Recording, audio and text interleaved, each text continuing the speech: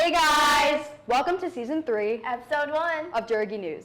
My name is Ava Pascarella. My name is Carolyn Smith. And here's this week's news. Did a friend do something extra nice for you? A teacher go out of their way to help you? Shout them out.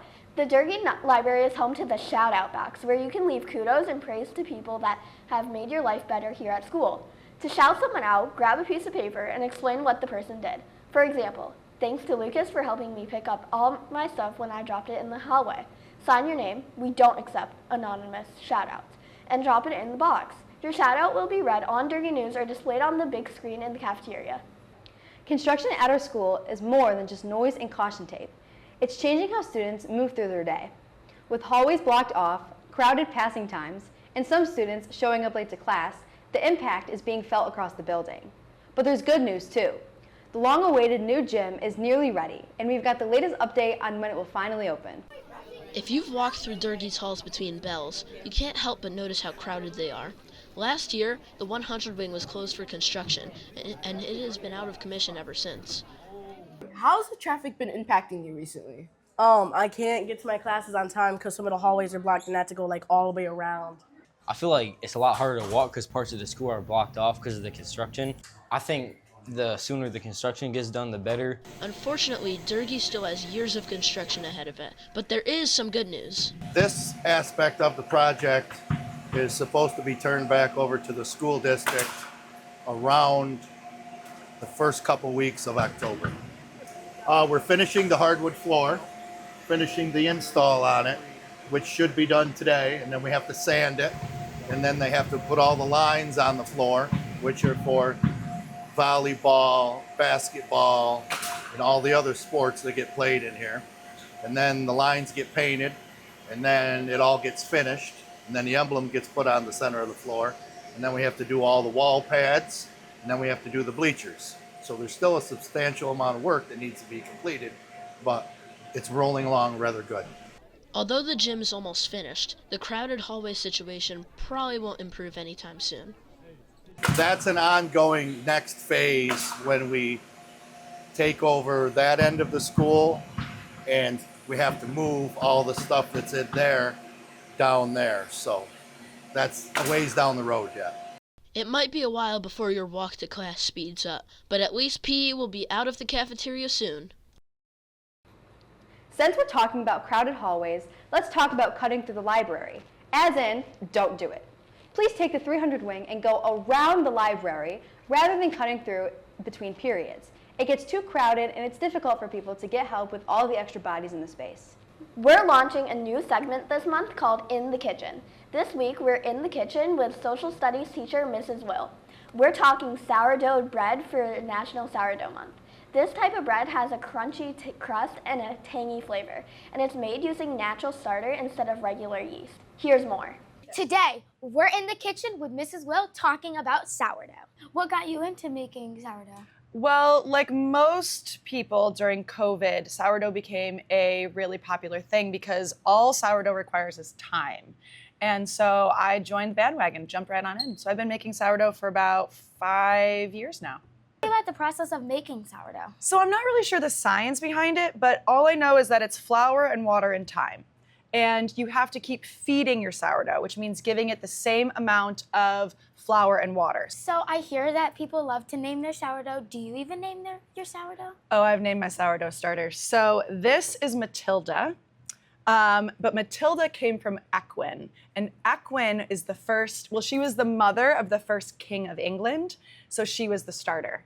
Get it? What do you make with your starter? So I actually don't make sourdough because actual sourdough is a pain in the butt because it requires so much time. And sometimes if you don't get the timing right, you're baking bread at 3 a.m., which I don't have time for that. So what I like to do is discard, which means that when you feed your starter, you have to dump half of this out. And so with that discard, I like to make biscuits and bread. So I don't actually make real sourdough, I make discard sourdough. Guys, let's taste the difference between bread with yeast and bread with sourdough. One of these plates has yeast bread and one of these plates has sourdough bread.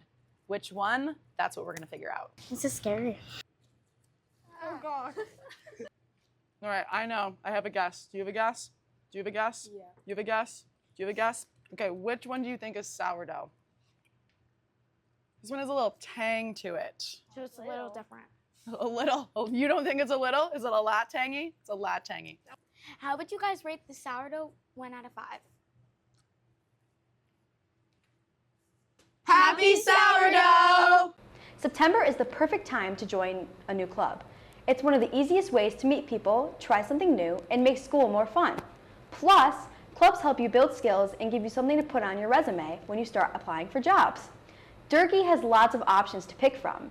Here's our team with a look at some of our options. Who are you? Hi, I'm Mrs. Froelich. What is your club? So I am in charge of ski club. We ski on Thursdays starting after Christmas vacation. Our first day this year will be on January 8th, Thursday, January 8th, and we ski at Labrador Mountain. Why did you start your club? I started my club because I love to be outdoors, and I feel like we get a lot of snow around here, so it's good to be outside skiing, and I know there are a lot of kids here that like to ski too, and this is a nice way to get everyone out on the mountain. So what specifically do you do in the club? So we ski on Thursdays for 6 weeks at Labrador Mountain, starting, as I said, in January. We leave Durgee around 3 o'clock, and we return to Durgee around 9 p.m. How would someone get more information about this? Great question. So this Friday on September 26th, there will be a parent square message going out from Durgee. Have your parents check that information sheet. There's an information sheet. It has the dates. It has the cost. It has the cost for passes from Labrador. It has all the things that you will need to know to join our club. So who are you? I'm Mrs. Dupre. I'm a math teacher here at Durgee. So what is your club? My club is Math League. Mm-hmm. Well, why did you start running the club? Well, I started working here in 1999, and the club was already in session at that point. It had been going on for many, many years. Mm-hmm. So I decided to start being the advisor because I really enjoy math puzzles. What do you do in your club?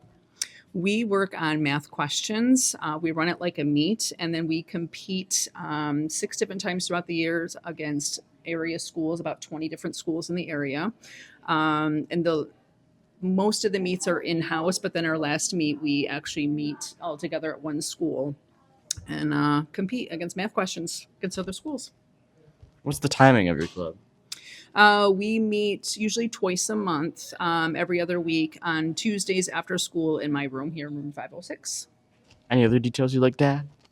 This is only for 8th graders, unfortunately 7th and 8th graders. So Ray has a club and we have a club here.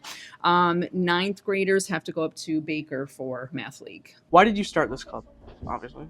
This is my 7th year being the advisor for the yearbook club. I actually helped out as a PTA mom back in the day when my little one was younger, and I loved it. It was fun and I knew the layout. What is the run time of this club? It's all year round. We go from September, actually I start in August, and I do reach out to some of my freshman kiddos, and it goes all the way till June when you get your yearbook. Who are you? I'm Mrs. Hempson. What clubs do you run? I run 2 clubs at Durgee. One is called the Acceptance Coalition, and the other is First Amendment, First Vote. What's the run time of these clubs? For the Acceptance Coalition, we're going to meet about once a month, and from the end of the 10th period until the late bus. First Amendment, First Vote, same time for our local meetings, but we will have 2 out-of-school field trips that we take during the year. Why did you start these clubs? The Acceptance Coalition was started because a student reached out with interest in starting the Acceptance Coalition at Durgee. There is one at Ray and one at Baker, but we don't have one here. And I said I would be the advisor for it. What do you do during these clubs? First Amendment, First Vote is a opportunity for teen girls who can see themselves wanting to run for public office or be involved in government or our society civically engaged at some point. And that gives them opportunities and practice to do those things. The Acceptance Coalition is about creating a safe space at Durgee that's inclusive to all students. When do these clubs start? The Acceptance Coalition will have our first meeting on October 7th, which is a Tuesday. And First Amendment, First Vote, we will meet more towards later October. So just keep an eye out for information around the school. It may be 70 and sunny, but it's never too soon to think about ski club.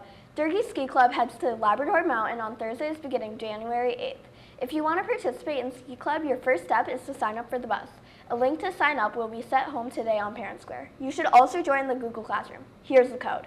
Our first Readers Challenge event will be next Friday in the cafeteria during BeeTime.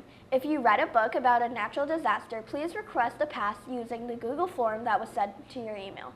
After completing the form, you'll find a Smart Pass waiting for you on Friday, October 3rd.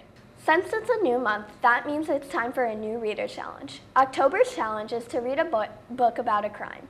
It can be a fictional crime or a crime that really happened. At the end of the month, we're going to make skeleton keychains to represent all the dead bodies you read about this month. Thanks for watching The first episode of Season 3 of Durgee News. Go Go Bees!